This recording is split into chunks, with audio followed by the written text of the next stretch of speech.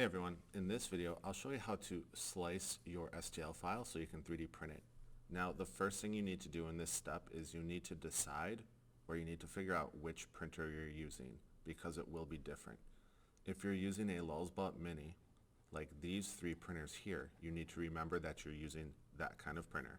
If you're going to use one of these printers, you're going to be using a Lulzbot Taz, so make sure you remember, or you know, which printer you're going to use, because it's going to matter.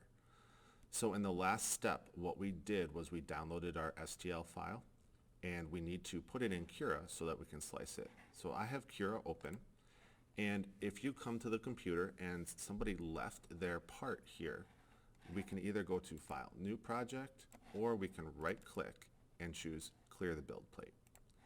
Now this is where you need to decide or remember which printer you're using. If you're using a Lulzbot Mini, the build plate will look like this. This actually matches the build plate of the machine.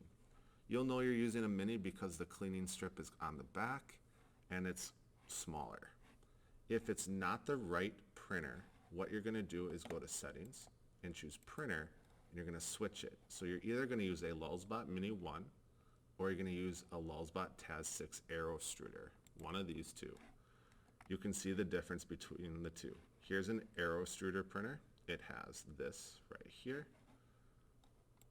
If you use a Mini, it just has the cleaning strip across the back.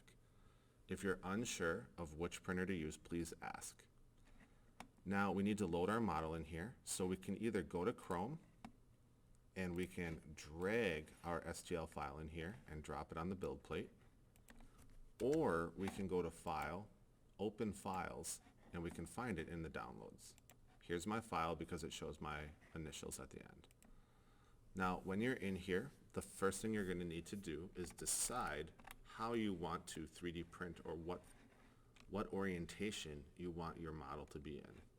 If I were to 3D print this model this way, I would definitely need some support material, so I would have to click Generate Support.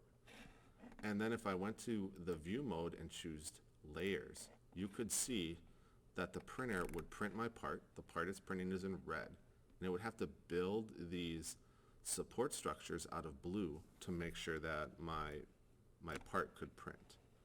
So this is one way we could print this part. But if I go to Solid and I want to lay this Thin Man on his back, I'm going to click on it and I'm going to choose Rotate. And if you look at the colored axes here, you can see I want to rotate it in the red direction. And so I'm going to start rotating it this way, and I want to get to -90 degrees. We want to make sure that our part lays flat on the bed. And if you're not sure if it is, you can press this Lay Flat button. Now, if I go to View Layers, I have no support material. This is probably the best way to print this part. So I'm going to go back to Solid. I'm going to turn off the Rotate.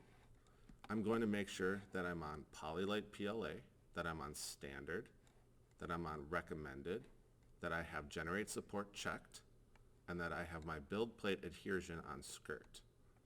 Then what I'm going to do is I'm going to go to down here where it says Print via USB and change this to Save to File.